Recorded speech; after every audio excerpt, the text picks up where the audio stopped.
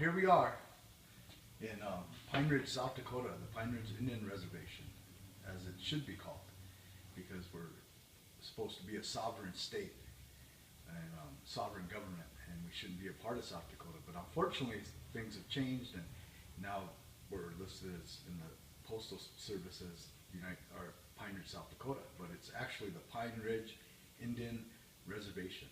And so we're here in the main village of Pine Ridge, and we're located right here at the Gospel Fellowship, which is a church that was started in 1948, bringing the gospel first to our parents and then to us.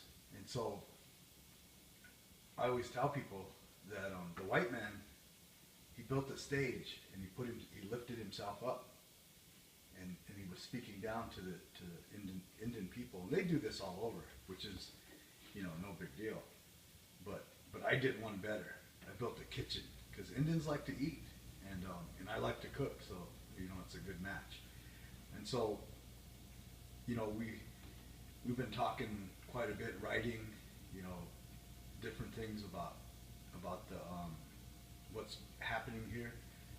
There are missionaries that are building their kingdoms, and the Indians are just getting poorer, and it's a real issue. I want to thank the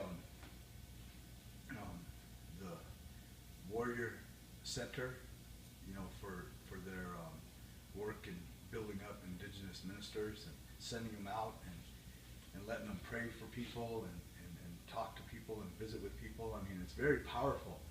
I've had this vision that we would train up young people, and wherever I do it, I'm going to do it with the best intentions, to give people skills, maybe, checkbooking, Facebooking.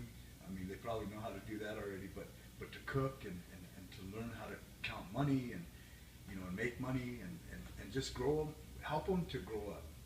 And so my vision for the work that I'll be pursuing in the next few years, couple years, starting now, will be to empower our native people, Lakota people, Indian country, whatever you want to say. But my goal in life is now to empower the young people. Black Elk, who is one of our spiritual leaders, had a vision of the seventh generation changing the world, mending the sacred hoop. Well, now the seventh generation is helping the eighth generation from his prediction. So I think, well, what are we going to do? How are we going to help? How are we going to bring people together? And I do it through Jesus Christ. I mean, I'm a follower. I'm not ever going to deny Christ. I'm not going to apologize for him and for what he's done in my life. But I will tell you this, Native America has a great opportunity to share who they are through their faith. And I believe that the Lakota follower of Jesus is a very important part of the world's future as well as the world's history.